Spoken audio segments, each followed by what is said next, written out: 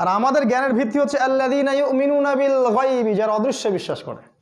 আল্লাহকে দেখি নাই বিশ্বাস করি, রাসূলগণকে দেখিনি বিশ্বাস করি, ফেরেশতাগণকে দেখেছি দেখি নাই বিশ্বাস করি, আসমানি কিতাব একটাও দেখেছেন আগেরগুলা? দেখেন নাই, বিশ্বাস করতে হয়। তাকদীর দেখেছেন কখনো? তাকদীর বিশ্বাস করতে হয়। পরকালের জীবন, মৃত্যু, কবর, হাসর নাসর, কবরের আযাব দেখেছেন? বিশ্বাস করতে হয়। আমাদের বিশ্বাসের ভিত্তি হচ্ছে গায়েব। আর ওই পশ্চিমা সভ্যতা এবং তার যত দোসর আছে সারা ওয়ার্ল্ডে, তাদের জ্ঞানের ভিত্তি হচ্ছে পরীক্ষা নিরীক্ষা, যুক্তি, বিজ্ঞান আর দর্শন। এই জায়গায় একটা শেকড়ের পার্থক্য আছে ওদের সাথে আমাদের। এই কারণে ওরা গডলেস ওয়ার্ল্ড, আল্লাহহীন একটা সভ্যতা। আর ওই সভ্যতার কার্বন কপি এখন সমস্ত মুসলিম দেশে, প্রতিটা মুসলিম কান্ট্রিতে এখন সেই সভ্যতাই চলছে।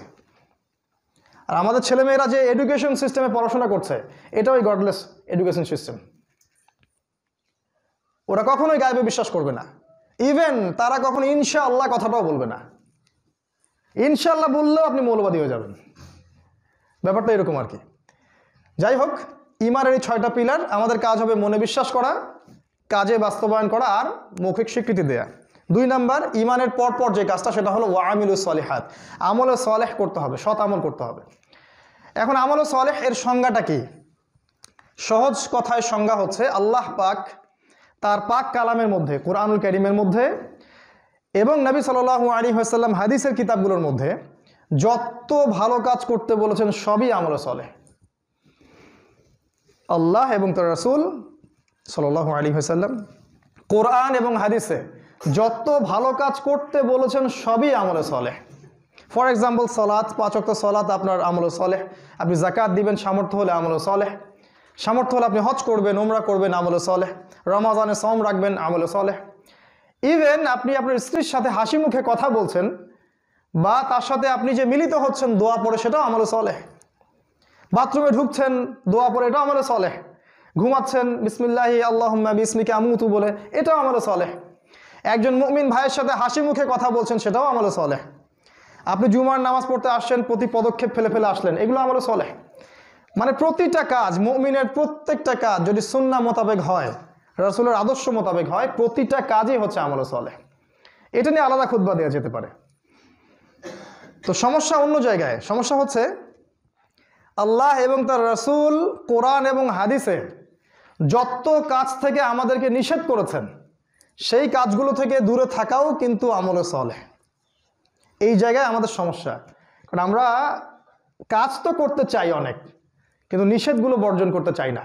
খেয়াল করে দেখবেন, মাশাআল্লাহ 5 ওয়াক্ত নামাজ পড়ে আবার সুদও খায়, বছর বছর হজ উমরা করে আবার ঘুষও নিচ্ছে, দুর্নীতিও করছে, মানুষের সম্পত্তি আত্মসাৎও করছে, বোনের জমি দিচ্ছে না, পিতামাতার খেয়াল রাখছে না, ভাইয়ের সাথে ভাইয়ের শত্রুতা, প্রতিবেশীর সাথে প্রতিবেশীর শত্রুতা। মানে আমরা কিন্তু নিষেধ ছাড়তে চাই না, আমরা আমল করতে চাই। আল্লাহ রাসূল যে আদেশ করেছেন আমল করতে চাই, মাশাআল্লাহ, এখানে কার আপত্তি নাই, কিন্তু নিষেধ ছাড়তে চাই না। তাদের জন্য আল্লাহ পাক একটা সুসংবাদ দিয়েছেন। সূরা বাকারার মধ্যে আছে আয়াত নাম্বার 85 এবং 86, আল্লাহ পাক বলেছেন, আফাতুমিনুনা বিবা'দিল কিতাব ওয়া তাকফুরুনা বিবা'দ। তোমরা কি কোরআনের মানে শরীয়তের কিছু অংশকে মানো আর কিছু অংশকে মানো না? তোমরা কি কিতাবের কিছু অংশকে মানো আর কিছু অংশকে মানো না? ভালো কাজ করো, খারাপ কাজ ছাড়ো না।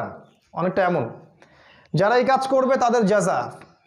ওয়া মা ইয়াফআল মিনকুম যালিক আফাতুমিনুনা বিবা'দিল কিতাব ওয়া তাকফুরুনা বিবা'দ ওয়া মা ইয়াফআলু যালিক, যে ব্যক্তি এই কাজগুলো করবে তার জাযা হচ্ছে ইল্লা খিজিউন ফিল হায়াতিদ দুনিয়া, এই দুনিয়াতেই আল্লাহ পাক তাদেরকে লাঞ্ছিত করবেন। এটা শাস্তি। আল্লাহ পাক এই দুনিয়াতেই তাদেরকে লাঞ্ছিত করবেন। আমাদের এই লাঞ্ছনার মূল কারণ হচ্ছে আমরা কিতাবের কিছু অংশকে মানি, কিছু অংশকে মানি না। এটাই বাস্তবতা। আমরা নামাজ পড়তে চাই, সুদ ছাড়তে চাই না। আমরা যাকাত দিতে চাই, আমরা এদিকে ঘুষ ছাড়তে চাই না। আমরা রমজান মাসে রোজা রাখতে চাই, গীবত, তহমত, হিংসা, বিদ্বেষ ছাড়তে চাই না। আমরা বছর বছর হজ উমরা করতে চাই, আল্লাহ পাকের শরিয়া বাস্তবায়ন করতে চাই না। আমরা মসজিদের কোনায় বসে তসবিহ টিপতে চাই, আল্লাহর পথে দাওয়াত জিহাদ করতে চাই না। আমরা কিছু অংশ মানি, কিছু অংশ মানি না। এই কারণে আল্লাহ পাক বলেছেন যে তোমাদেরকে আমি লাঞ্ছিত করবো। এই লাঞ্ছিত হচ্ছি আমরা। আল্লাহ আরো কঠিন কথা বলেছেন, আজকে আমি অত কিছু সময় পাচ্ছি না। আল্লাহ আরো কঠিন কথা বলেছেন, সেটা হচ্ছে যে তোমরা যদি দায়িত্ব পালন না করো, হে উম্মতে মুহাম্মাদি, তোমরা যদি দায়িত্ব পালন না করো, আমানতের খেয়ানত করো, ইস্তাবদিল কওমান গায়রাকুম, আল্লাহ পাক অন্য কওমকে তোমাদের জায়গায় নিয়ে আসবেন, তোমাদেরকে সরিয়ে দিবেন, দিয়ে আল্লাহ অন্য কওমকে তোমাদের জায়গায় নিয়ে আসবেন। সুম্মা লা ইয়াকুনু আমসালাকুম, ওরা তোমাদের মতো অকৃতজ্ঞ হবে না। এটা আল্লাহর কথা, সূরা মুহাম্মাদের মধ্যে আছে।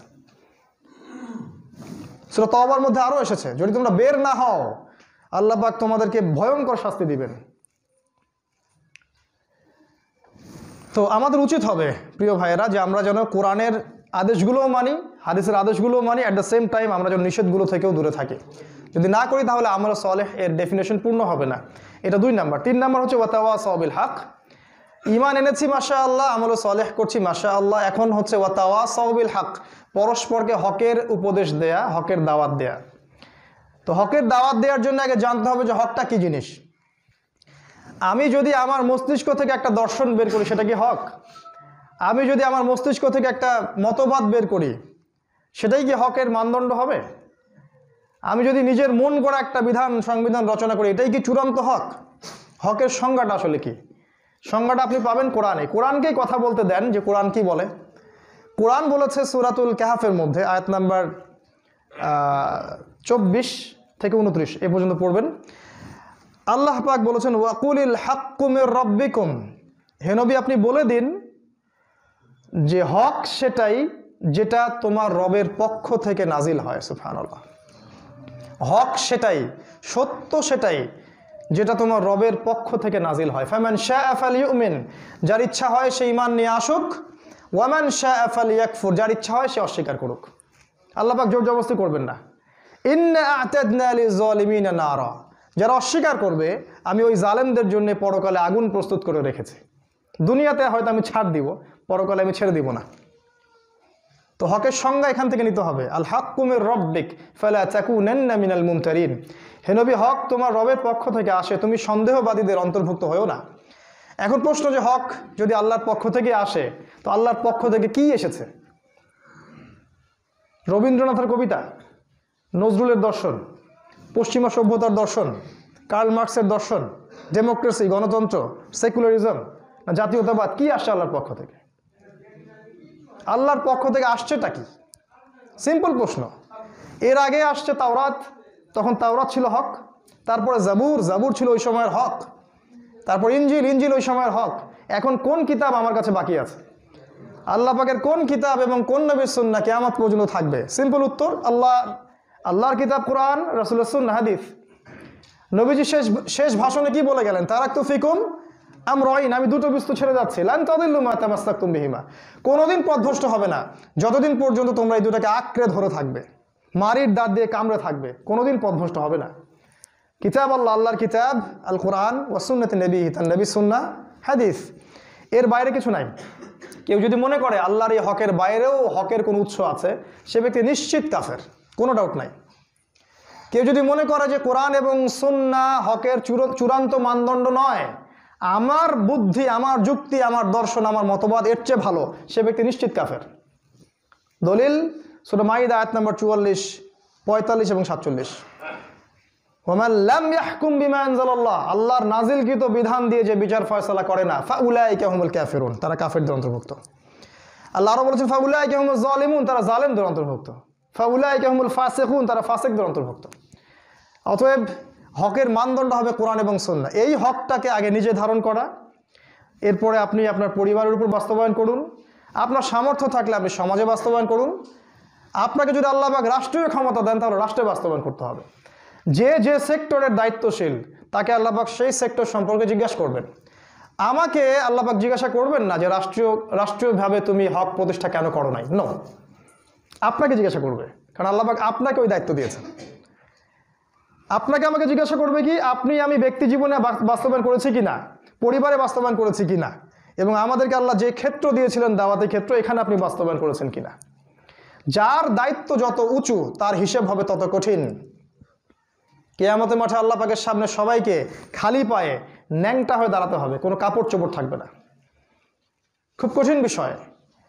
অতএব হকের সাথে গাদ্দারি যেন আমরা না করি, হকটাকে আমরা বাস্তবায়ন করি ব্যক্তি জীবনে। আমাদের ব্যক্তি জীবন, পারিবারিক জীবন আগে, আল্লাহ পাক বলেছেন কু আনফুসাকুম ওয়া আহলিকুম নার, আগে নিজে বাঁচো, পরিবারকে বাঁচাও, তারপর আমাদের সামর্থ্য থাকলে আমরা সমাজে নামবো। আল্লাহ পাক যদি ক্ষমতা দেন বিশ্বে ইসলামী হুকুমত কায়েম হবে ইনশাআল্লাহ আযজা ওয়া জাল। আর এই বিষয়ে কোনো সন্দেহ নাই, মুসলিমদের হীনমন্যতায় ভোগার কোনো কারণ নাই যে ইসলাম বিশ্বে বিজয়ী হবে না। ইসলামই বিশ্বে বিজয়ী হবে ইনশাআল্লাহ তাআলা আগামী অল্প কিছু সময়ের পরেই। এখন যা দেখছেন এগুলোর কিছুই থাকবে না ইনশাআল্লাহ তাআলা। সব কিছু আল্লাহ পাক পরিবর্তন করে দিবেন যদি আমাদের মধ্যে সেই ঈমান, সেই চেতনা থাকে এবং সেই প্রচেষ্টা থাকে। খালি দোয়া দিয়ে হবে না, দোয়া